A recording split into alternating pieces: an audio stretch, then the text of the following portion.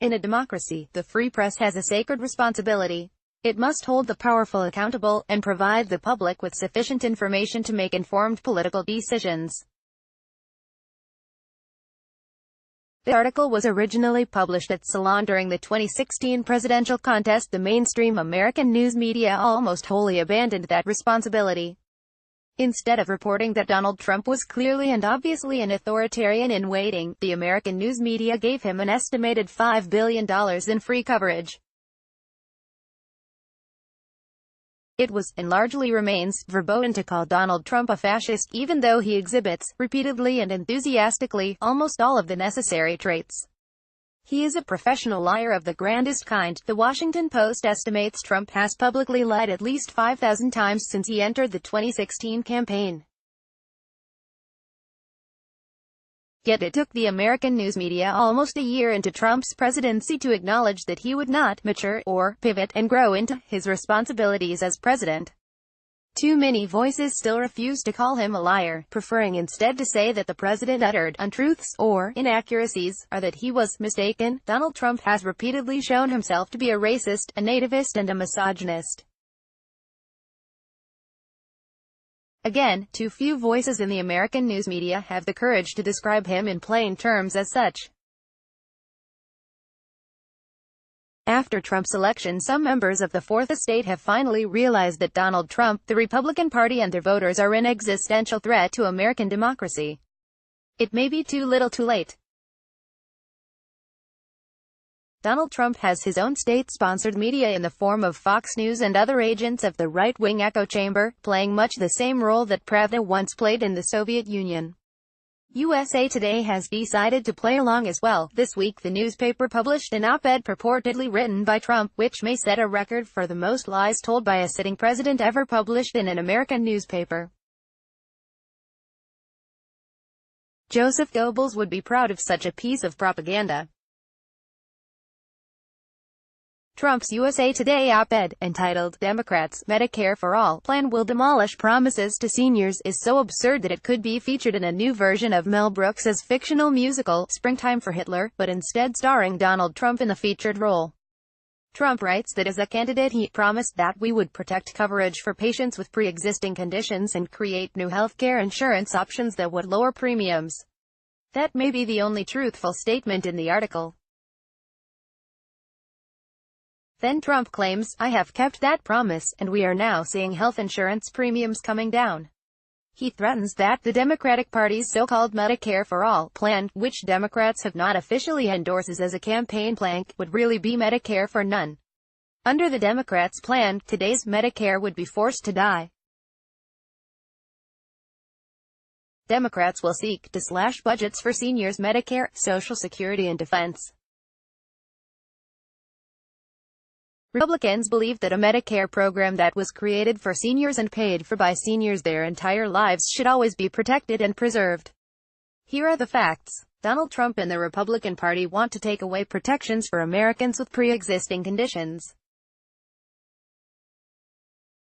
They also want to make it legal for insurance companies to charge women more for coverage.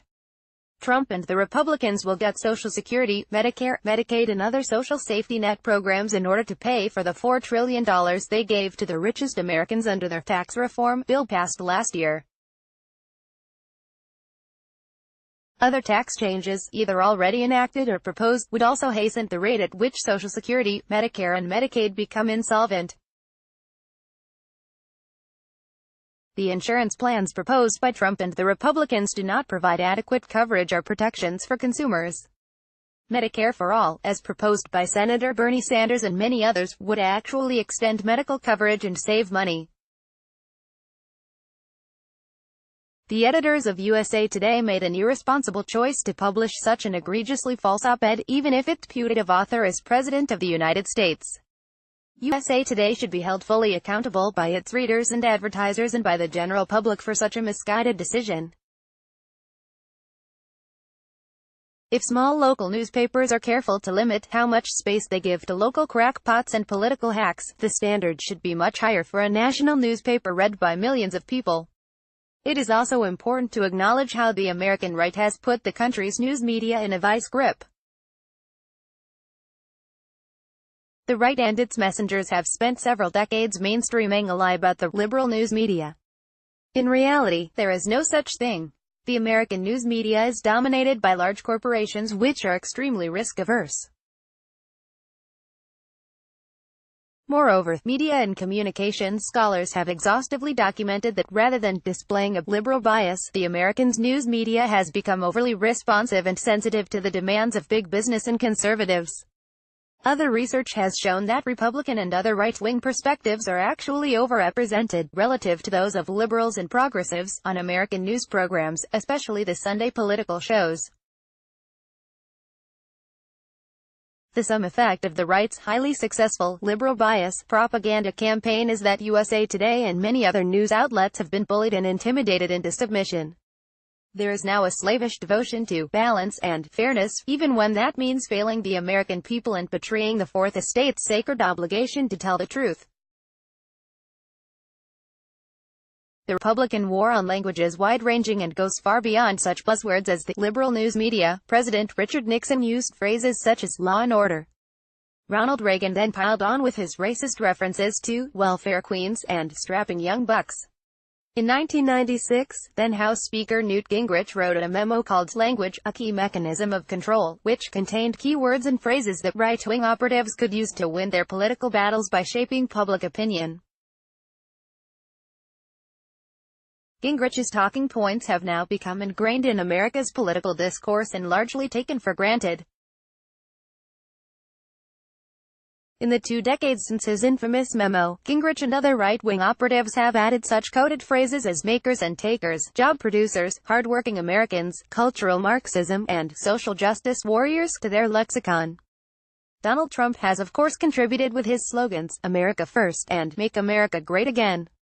But the greatest victory in the American right's assault on language and critical thinking is the way they have tainted and slurred words and ideals as noble and basic as liberal and progressive. Donald Trump's use of the phrase open borders socialism introduces a new weapon in the right wing's war on American political discourse and common sense.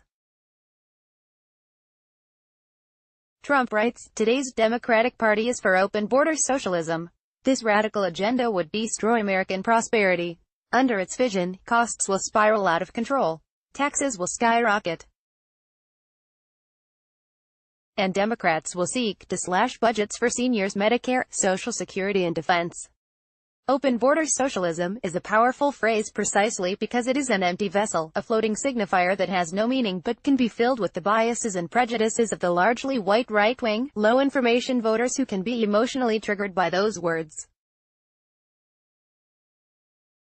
Because they are ensconced in the right-wing echo chamber, Trump and his supporters understand such language in a way that other people do not.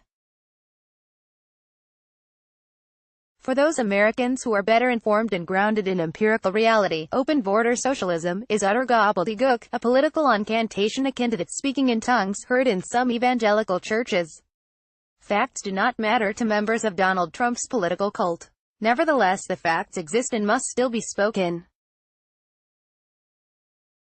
The Democratic Party does not advocate open borders.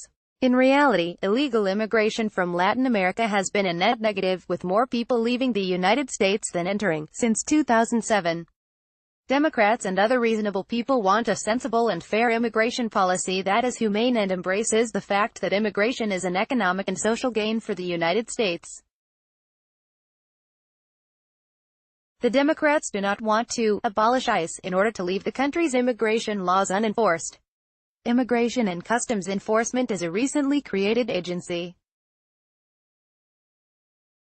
As shown by its many human rights abuses, putting babies and children in concentration camps, numerous documented cases of emotional, physical and sexual abuse of immigrants and refugees, it requires more oversight and should have at least some of its responsibilities devolved to more responsible and accountable parts of our law enforcement apparatus. The Democratic Party is not socialist, in the scare word sense intended by Trump. It does not advocate that the state should control the means of production or abolish private property. Trump and other conservatives have conjured up a Stalinist version of the Democratic Party closer to cartoon communism than to anything that has ever existed in the mainstream of American politics. In reality, since the early 1990s, the Democratic Party has consistently moved to the right, becoming more corporatist and beholden to banks and financiers, and less supportive of unions, the working class and the poor. Ever since Bill Clinton's administration, Democrats have been ever more willing to gut the social safety net in the empty hope of somehow outflanking the Republican Party. As with other right-wing talking points and lies, there is an element of violence and menace to Donald Trump's deployment of the phrase, open border socialism. This is the most ridiculous example. The New Democrats are radical socialists who want to model America's economy after Venezuela. This is balderdash. The Washington Post efficiently dismisses Trump's lie, Venezuela is collapsing after years of near dictatorship and squandering of oil wealth, but we are unaware of any Democratic leader who has pointed to Venezuela as an economic model. Donald Trump and the right-wing media as a whole have repeatedly suggested that Democrats and their voters are traitors, un-American, and a threat to the literal safety of real Americans, by which they largely mean white conservative Christians. Several days ago, Donald Trump said this at a rally in Topeka, Kansas: "If you allow the wrong people to get into office, things could change. They could change, and they could change fast. You don't hand matches to an arsonist, and you don't give power to an angry left-wing mob, and that's what they've become. The Democrats have become too extreme and too dangerous to govern." Trump has gone so far as to suggest that Democrats want Mexican gangs to come to the United States and rape and kill white American women. As David Nyward has exhaustively documented in his books, Eliminationists, How Hate Talk Radicalized the American Right, and The New Alt-America, The Rise of the Radical Right in the Age of Trump, this is part of a right-wing strategy of stochastic terrorism where the goal is to encourage violence against Democrats, liberals, progressives, non-whites, Muslims, gays and lesbians, immigrants and any other group that today's right-wing movement and Republican Party view as the enemy. Language is lethal. The Southern Poverty Law Center, the FBI, and other groups have documented dozens of deaths and other examples of terrorist and interpersonal political violence committed by members of the American far-right during Trump's campaign and through the first 2 years of his presidency. There has also been a large increase in hate crimes over the same period. In total, Donald has inspired and given permission for right-wing political violence in America. When these outcomes occur, Donald Trump and other conservatives of course claim ignorance or insist they are the real victims of liberals and Democrats who are trying to unfairly smear their reputations. Donald Trump's vile USA Today op-ed should be condemned because of its assault on the truth about the Democrats, health insurance and the social safety net. Trump's lying is literally a page torn out of the authoritarian playbook. The editors at USA Today chose to help him circulate it. But as so often happens with Donald Trump, the outrage and anger misses another part of his overall strategy. Donald Trump, a lifelong resident of New York, most certainly watched street hustlers run their con with games such as three-card Monte on unsuspecting tourists and other marks. It was on the streets of New York, and of course in its boardrooms, that Trump learned to be a political magician. In The New Yorker, Adam Gopnik elaborates on this. The repeated moral is that everything I'm doing may be something other than it seems, and it doesn't matter how brazenly I do it, you'll still buy it. A good magician can be simulating with one hand and dissimulating with the other, and you don't know which is which. Donald Trump's genius for misdirection is to pile so many obvious ruses upon so many ham-handed slates that the easily fooled parts of his audience are impressed by the audacity, while the more sophisticated parts of his audience, on left and right, both become so fatigued by the constant motion that they stop paying sufficient attention to the core point of the deception. This story shows that, very often, the most brazen kinds of misdirection are the most successful, especially in the hands of a brazen performer. Donald Trump is a human chaos engine. He is also a professional wrestling villain. As he so often does, Trump showed in this week's USA Today op-ed that he is a political magician as well. But none of this is funny or entertaining. The United States is in a constitutional crisis caused by Donald Trump, the Republican Party, their voters, and the overly compliant corporate news media.